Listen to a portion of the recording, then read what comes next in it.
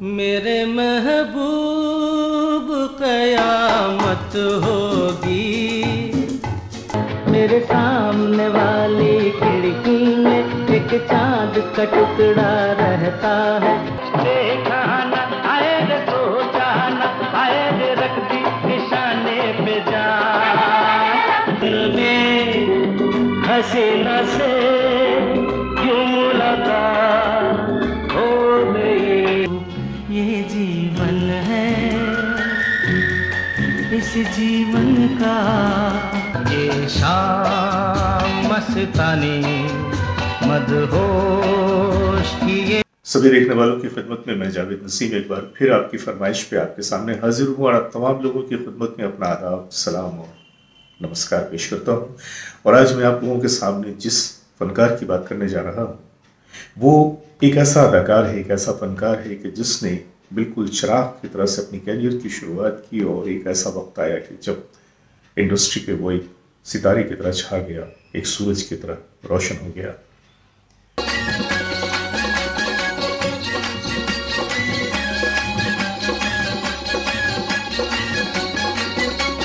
आभास कुमार गांगुली यानी किशोरदा या किशोर कुमार हमारी हिंदी फिल्म इंडस्ट्री में गायकी के एक सुतून थे।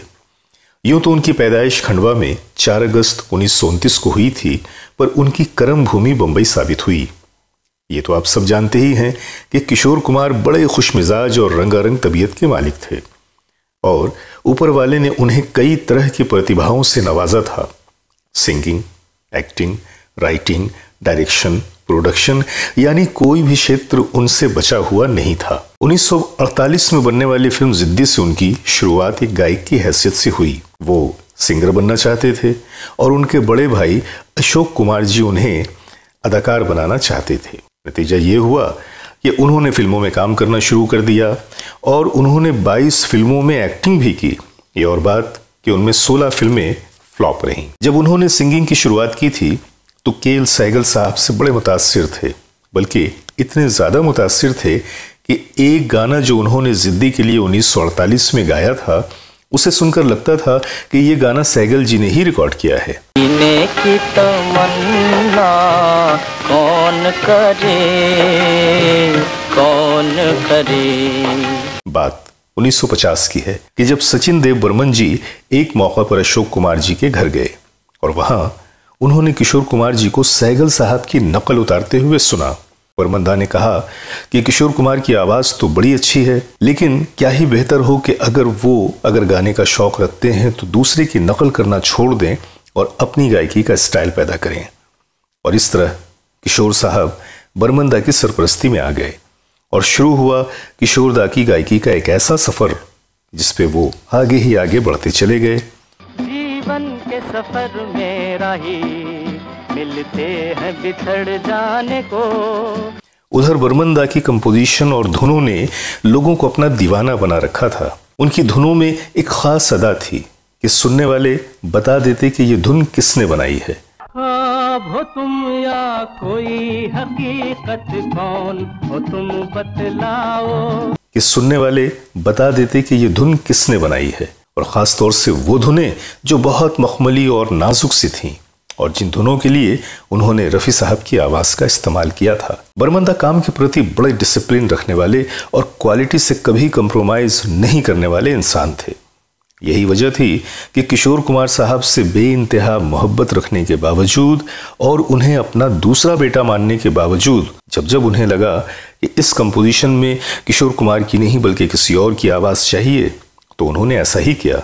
और ये बात कभी भी बर्मन दा और किशोर दा के दरमियान तलखी का या गलतफहमी का बाइस नहीं बना, क्योंकि उनका आपसी रिश्ता इतना ही मजबूत था कि ऐसी बातें कभी भी उनके दरमियान नहीं आ सकी। किशोर कुमार ने एस.टी. बर्मन के लिए 115 गाने गाए, जिनमें 55 सोलो थे और 62 डुएट।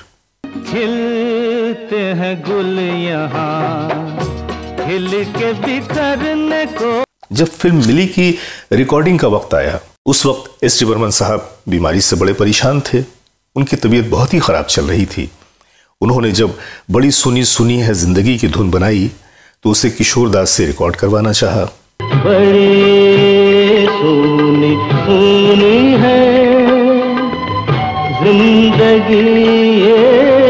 जिंदगी।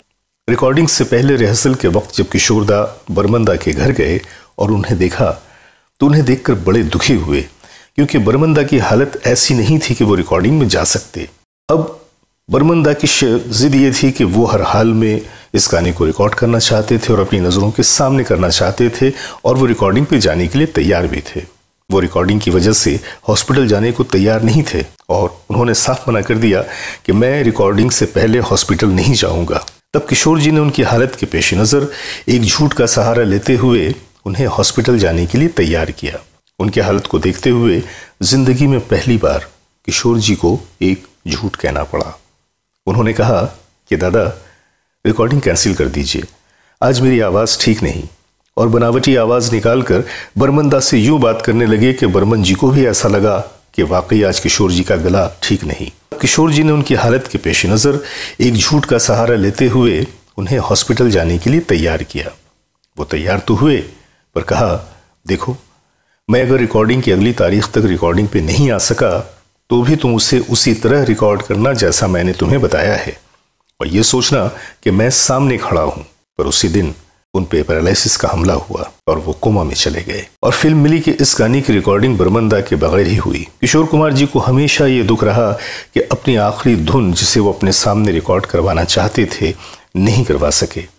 गर्चे उनकी गैर मौजूदगी में भी किशोर जी ने बर्मन जी को याद करते हुए उस गाने को बिल्कुल उसी तरह से गाया जैसा कि सचिन दा चाहते थे। बड़ी सोनी सोनी है।